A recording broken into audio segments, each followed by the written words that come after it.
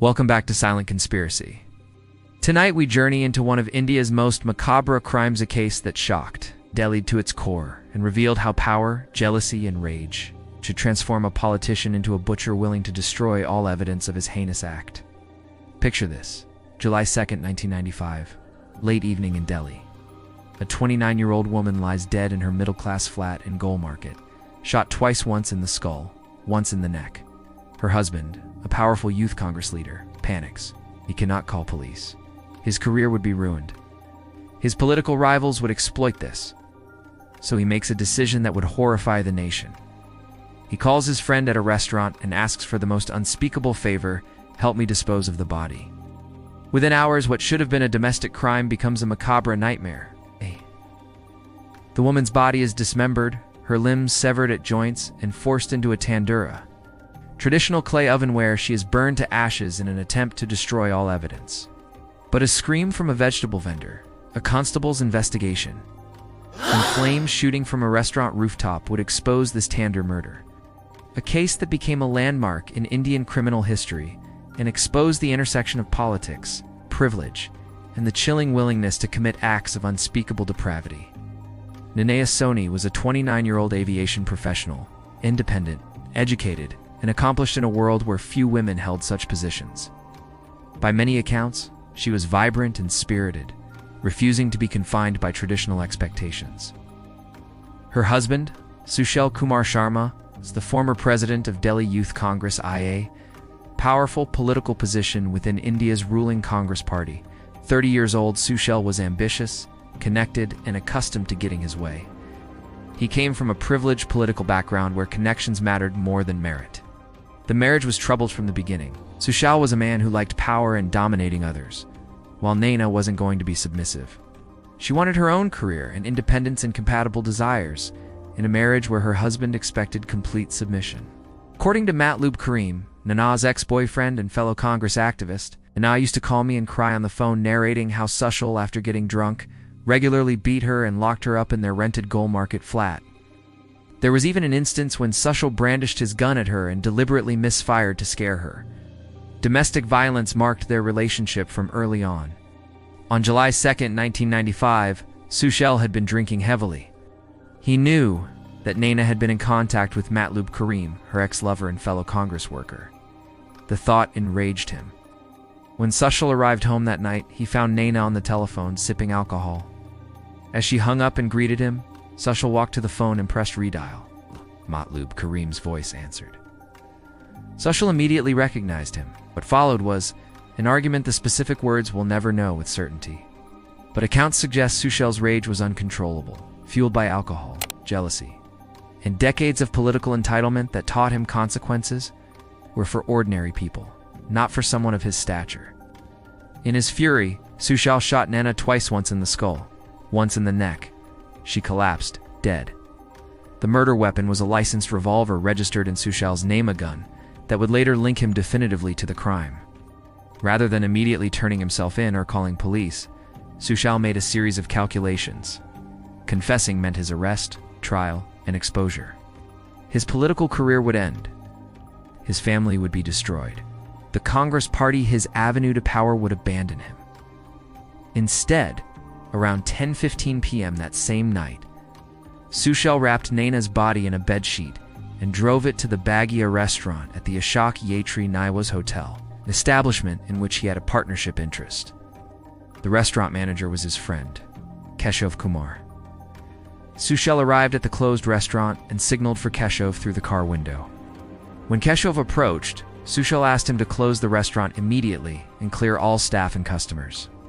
Keshav immediately understood something was catastrophically wrong, but didn't question his powerful friend.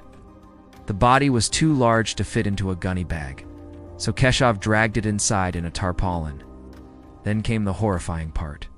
Sushil attempted to dispose of the body in the restaurant's tandoor. The body didn't fit. So Sushil, in an act of unspeakable brutality, severed both of Naina's legs below the knees and both arms below the elbows, forcing the dismembered remains into the clay oven.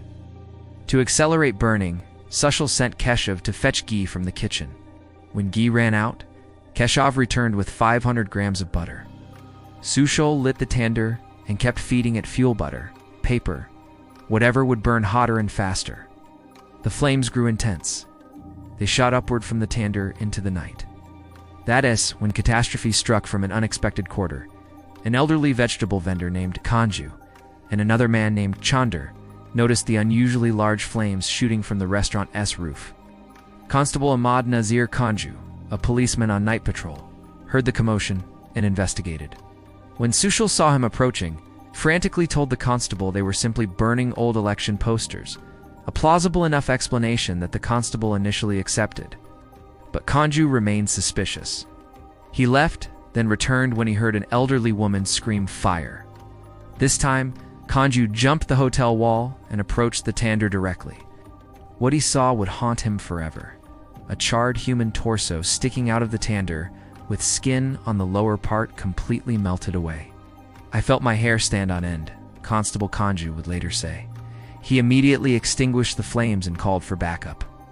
Within hours, police arrived and discovered Naina Soni's dismembered and partially burned remains. Legs severed below the knees were found burned. Her arms, severed below the elbows, were charred.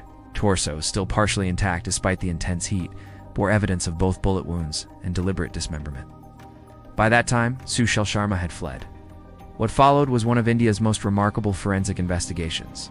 The first post-mortem examination concluded that Naina had died of excessive bleeding and was probably unconscious when cut up. This conclusion suggested she might have been injured first, then dismembered, leaving ambiguity about the sequence of events. Unsatisfied with this inconclusive report, Delhi police demanded a second, more detailed autopsy.